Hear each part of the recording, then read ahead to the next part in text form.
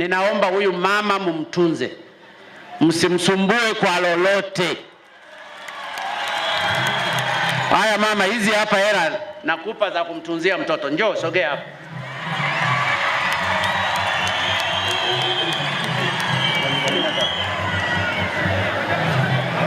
Njoo mama, usiogope. Panda hapa mama.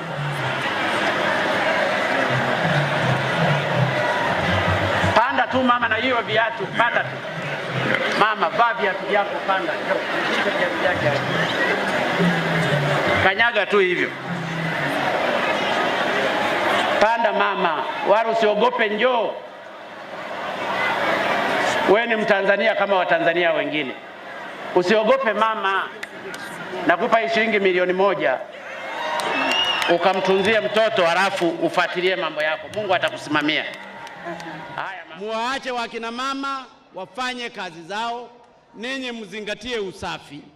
Kama atakuwa amebeba bidhaa zake zikiwa kwenye ndoo, kipindupindu haweza akawa, na ndio maana huyu mpaka leo hajafa na kipindupindu.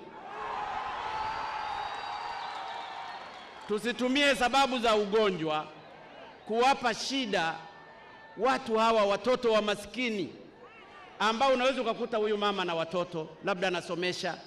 Ni lazima tujiweke katika maisha yao, tutengeneze sisi. Wewe mkurugenzi sasa ulitakiwa, kama tatizo ni meza, ulitakiwa uchukue fedha unazozikusanya kwenye halmashauri, katengeneze meza pale, hata kama ya vioo, uwalete hao wakina mama wauzie pale. Wakina mama oye!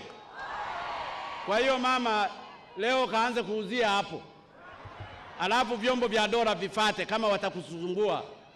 Mheshimiwa mkuu wa mkoa, fuatilia hili, na Mheshimiwa DC. Haya, rudi bana, kwa heri. Tengeneza mazingira kwa faida ya hawa wakina mama. Morogoro oye!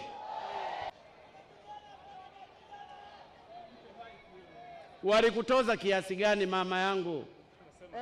Walikutoza kiasi gani? Sisi babangu atutoza kama sisi wanyonge tunalipa 50,000. Wewe walikutoza ngapi? Mimi walinitoza 200,000. Nimetoa kwa jicho langu hivi, alafu biashara sikupata. Na mimi ni mjane, ni Unamkumbuka uliyempa hiyo hela? Kwa kweli babangu, kwa kitetemeko na kwa wasiwasi sijamwangalia usoni. Haya. Baba. Basi na mimi nakupa hii 100,000 basi mama, yuko sahihi. Muache tu waje.